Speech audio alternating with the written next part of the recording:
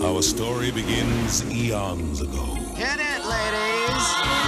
And when the world was new, The end is coming! the planet Earth was down on its luck. Oh, we're in trouble! And everywhere gigantic brutes called Titans ran amok. What you folks need is a hero. Yeah? And who are you? I happen to be a hero. Disney Pictures presents Who was the gladiator? Why does that name ring a bell? I don't know. Maybe we owe him money? He's the strongest man on Earth. Aren't you a damsel in distress? I can handle this. Have a nice day. He's the nicest guy in town. Don't let your guard down because of a pair of big goo-goo eyes! But he's having a devil of a time. Name is Hades, Lord of the Dead. Hi, how you doing? We are worms! Memo to me, maim you after my meeting. Trying to prove himself. Is this kid gonna mess up my hostile takeover bid or what? The hero is only as good as his weapon. Use your head! Let's get ready to rumble! My favorite part of the game. Sudden death. Come on! Take off on an epic new adventure I'm right behind you, kid! I'm way behind you, kid! featuring a monster cast, Destroy! Guys, Olympus would be that way. a hotshot villain, I've got 24 hours to get rid of this bozo. And you are wearing his merchandise! and one true hero.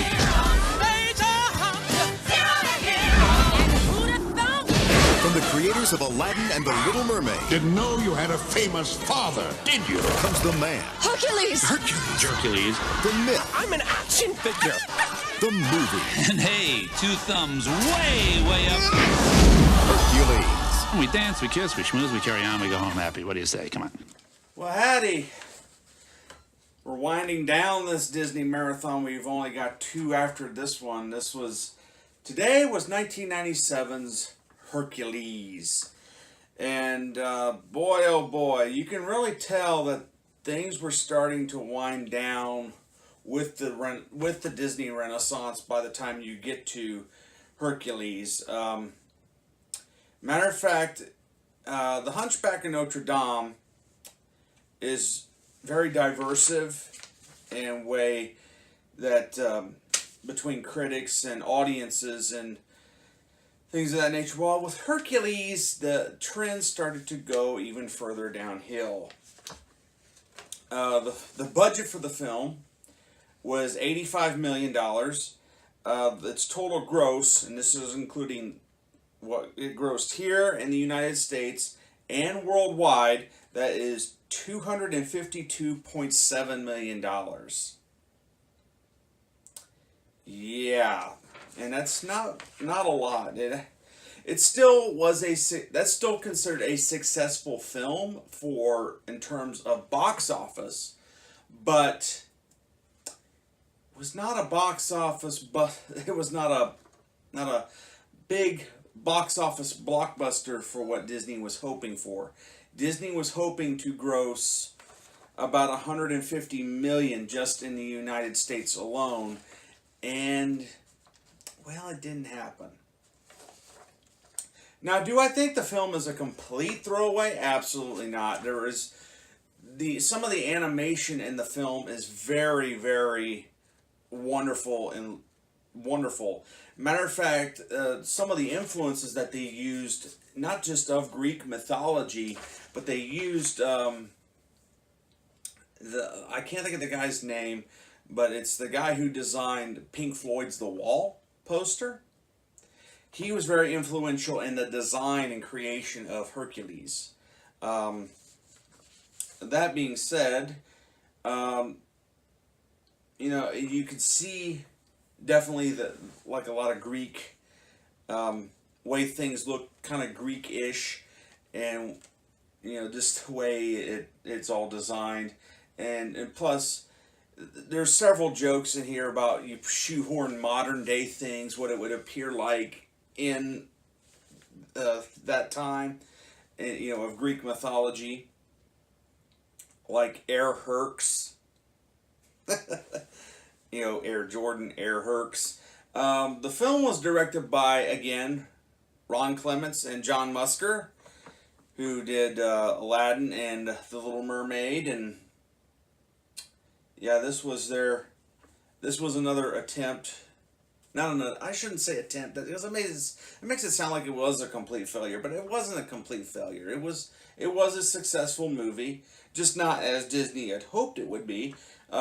This was their next film, and I just printed off the cast list. This is what this is. This is all the cast of who did the voices in here, and it's just really, this person was in there. We have Tate Donovan as Hercules. Josh Keaton, he was the voice of Hercules as a teenager. Danny DeVito as Philoctetes. James Woods as Hades. Susan Egan as Meg or Megara. Frank Welker, well-known voiceover artist, doing Abu and several others. He returns as Pegasus. Rip Torn and Samantha Eggar are Zeus and Hera. I'm trying. The muses were. I'm trying to pronounce some. Lilias White, Cheryl Freeman, LaChance, Roz Ryan, Vanessa White Thomas as the muses. Comedians Bobcat Goldthwait and Matt Frewer were Pain and Panic. Patrick Penny as the Cyclops. Hal Holbrook and Barbara Barry were Amphitryon and Laclin. I'm sorry, I'm butchering these names on some of the. I don't know some of this Greek mythology. Amanda Plummer, Carol Shirley, Patty Edwards as the Three Fates. Paul Schaefer of Dave Letterman fame was Hermes. Jim Cummins was Nessus. Wayne Knight was Demetrius. Keith David was Apollo. And Charlton Heston in a cameo role as the opening narrator. Yeah, so you get a little bit of Charlton Heston in there as well to add a more voice of God like approach to the opening. Now the muses, what was interesting, this also ties into the whole discussion about the music of the film. The music this time around was again composed by Alan Menken, but he brought on a lyricist by the name of David Zeppel, who's famous in Broadway, to compose the songs for Hercules. And there's quite a few songs in here, but they're not really memorable songs. That's what's kind of a downer to this movie, is that the songs aren't very memorable, except for maybe Go the Distance. But even that, you'll find that most people they sing a Disney song, they'll sing something from Beauty and the Beast, Aladdin, The Lion King, or Little Mermaid, as opposed to Hercules. Some of the songs aren't very forgettable, but what's really interesting is that they incorporated, even though this is Greek mythology, they incorporated black gospel and R&B to the sound. The Muses are a black gospel group, and it's really interesting to. It's a very interesting take of how you add that to Greek mythology, but it works off. It works really well in terms of music. But like I said, the songs aren't really memorable. You can't but it has some very, very interesting stuff to it. That's what I'm getting at. But it's to say, like, it's not memorable. That's my complaint against it. It's not memorable. But however, it has an interesting take that it has R&B and gospel music applied to Greek mythology to tell the story. As a matter of fact, I do have the soundtrack, but it's my brother had the official CD, and I just made a copy of it. But if you listen to it, the first three tracks are the introduction to the film, but also they have where they're telling a little bit of backstory to set up the main story. They have a series of songs called "The Gospel Truth," and yeah, it's very the songs are called "The Gospel Truth," and it's dealing with Greek mythology, telling about Hercules and Zeus, and yeah, it's really interesting stuff.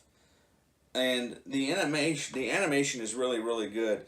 This is really at the peak of the CGI into the animation, because they even tried some new things that they had never done with animation, and that is it's usually a set or a certain vehicle, or and also the camera moves and